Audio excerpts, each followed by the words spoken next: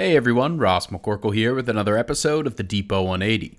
The Pittsburgh Steelers' second preseason game was a far cry from the first, where the quarterbacks all dazzled in the opener. They fell flat in the second game. Will Howard started the first half, Drew Aller got the entire second half, and neither player was able to put points on the board. The Steelers were shut out for the first time in a long time in the preseason or the regular season. Even the defense struggled, at least against the Jets starters at the beginning of the game. The only drive Geno Smith was in at quarterback, they allowed a long touchdown drive. From there, they tightened up, but it still wasn't good enough from the starting group in Pittsburgh. If you're looking for the positives, I thought Robert Spears-Jennings, the inside linebacker group, especially Carson Bruner, all looked pretty good, but not much to write home about on offense. Drew Aller honestly didn't look as bad as the stat sheet indicated.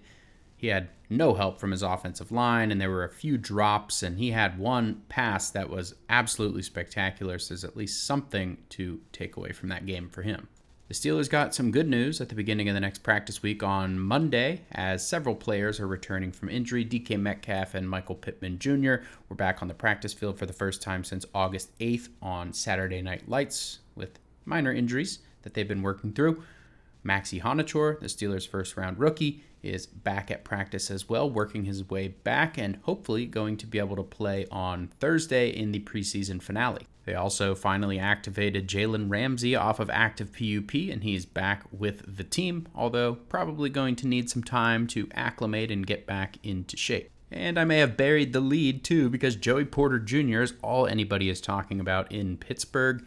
Mike McCarthy said that they are at a, quote, impasse with him and his contract situation, and then a bunch of national reporters chimed in saying that the Steelers haven't offered a contract yet, saying that he is expecting to reset the market, and saying that there has been some trade chatter on the table. The Steelers haven't taken or made any trade calls per se, but teams around the league are starting to wonder. Meanwhile, Pittsburgh Post-Gazette's Jerry Dulac maintains his stance all along in his reporting that the team does not view Joey Porter Jr. as a top 5 cornerback.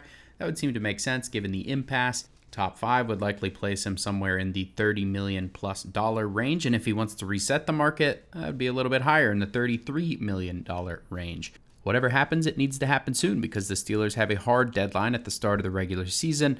For any contract negotiations, keep in mind they do have the franchise tag next year in their back pocket, and that's at a relatively low $23.1 million projection for the 2027 season. Let me know how you enjoyed the video on Twitter at Ross_McCorkle, and as always, visit SteelersDepot.com for your latest and greatest Steelers breaking news and analysis.